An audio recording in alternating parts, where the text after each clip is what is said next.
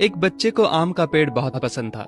जब भी उसे फुर्सत मिलती वो उस पेड़ के पास पहुंच जाता, पेड़ के ऊपर चढ़ता, आम खाता, खेलता और थक जाने पर उसी की छाया में सो जाता। बच्चे और आम के पेड़ के बीच एक अनोखा रिश्ता बन गया। बच्चा जैसे जैसे बड़ा होता गया वैसे वैसे उसने पेड़ के पास आना कम कर दिया। कुछ समय बाद तो आना बिल्कुल ही बंद हो गया। आम का पेड़ उस बालक को याद करके अकेला रोता।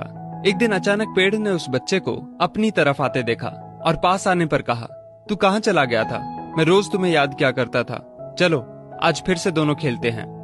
बच्चे ने आम के पेड़ से कहा, अब मेरी खेलने की उम्र नहीं है, मुझे पढ़ना है, लेकिन मेरे पास फीस भरने के पैसे नहीं हैं।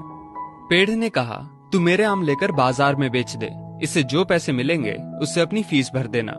बच्चे ने आम के पेड़ से सारे आम तोड़ लिए और उन सब आमों को लेकर वहां से चला गया। उसके बाद वो फिर कभी दिखाई नहीं दिया। आम का पेड़ हर पल उसकी राह देखता रहता।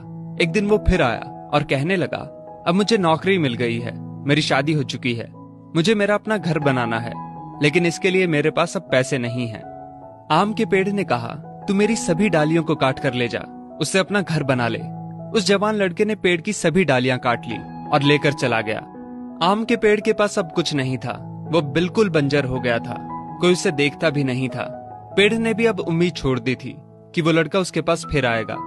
फिर एक दिन अचानक वहां एक बूढ़ा आदमी आया। उसने आम के पेड़ से कहा, शायद आपने मुझे पहचाना नहीं, मैं वही बालक हूँ जो बार बार आपके पास आता था और आप हमेशा अपने टुकड़े काट कर मेरी मदद करते थे। आम के पेड़ ने दुख के साथ कहा, पर बेटा मेरे पास अब ऐसा कुछ भी नहीं जो मैं तुम्हें दे सकूं।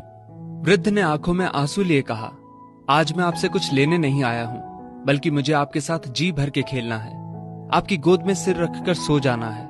इतना कहकर वो आम के पेड़ से लिपट गया और आम के पेड़ की सूखी हुई डाली फिर से अंकुरित हो उठी।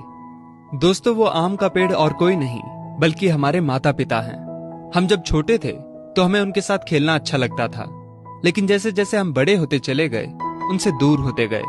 पास भी तब आए जब कोई जरूरत पड़ी या कोई समस्या आन खड़ी हुई। आज कई माँ बाप उस बंजर पेड़ की तरह अपने बच्चों की राह देख रहे हैं, जाकर उनसे लिपटें, उनके गले लग जाएं। फिर देखना वृद्ध अवस्था में उनका जीवन फिर से अंकुरित हो उठेगा। किसी कवि ने क्या खूब कहा है, बड़े बुजुर्गों की उंगलियों में कोई ताकत तो ना थी, मगर जब मेरा सिर झुका तो सिर पर रखे कांपते हाथों ने जमाने भर की दौलत दे दी।